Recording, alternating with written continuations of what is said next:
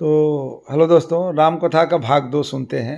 राम कथा का भाग 2 इस प्रकार है कि विष्णु भगवान के पास जब नारद मुनि ने बोला कि मैं कामदेव को जीत लिया, तो भगवान को लगा कि इसका अंकुर जो है ना घमंड का, इसको हटाना चाहिए। तो आगे 7 योजन को एक राज्य का निर्माण कर दे। उसका राजा शिलनिधि हुए, उनकी एक कन्या हुई, और वो कन्या अभी शादी करने के लिए वरमाला लेकर, माने स्वयंवर के लिए घोषणा हो गया था।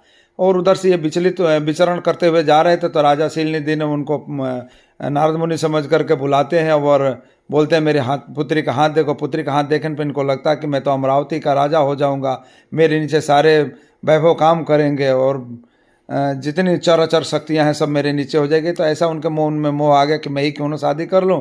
और इस तरह से उन्होंने जो है ना भगवान विष्णु का पूजा पाठ करने लगे, आराध्य करने लगे। भगवान विष्णु प्रकट हुए और उन्होंने बोला कि प्रभु अपना रूप दे दीजिए, मुझे जो है ना इस कन्या से शादी करना है। भगवान ने बोला कि ऐसा क्यों, आप तो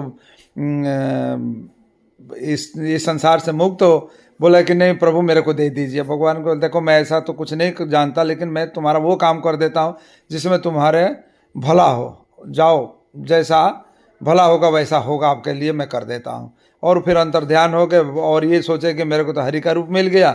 ये फिर राज्य दरबार में आए और वहाँ वो राजकुमारी वरमाला लेकर घूम रही हैं, और ये उचक उचक करके देख रहे हैं कि भाई मेरे को डाल देंगे, मैं तो सबसे सुंदर हूँ।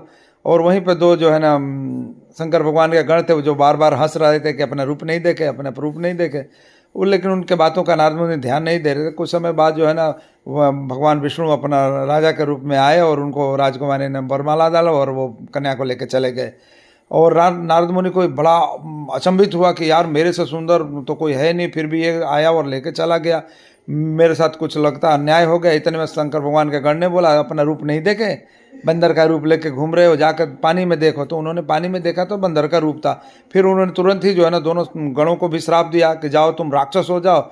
और भगवान विष्णु भगवान को भी श्राप दिया कि जिस तरह से जो है ना मेरा रूप बिगाड़ करके आपने जो कन्या को लेके चले गए और मैं कन्या के वियोग में तड़प रहा हूँ, वैसे ही जो है ना आप भी एक बार इस कन्या के रूप, माने किसी कन्या के रूप में वियोग में तड़पोगे और बंदर ही, जैसा मेरा रूप बंदर करके बंदर ही तुम्हारा भला करेंगे। तो एक देवी जी एक कारण ये भी था, हे पार्वती, कि भगवान को एक बार अपने भक्त का मान रखने के लिए अवतार लेना पड़ा।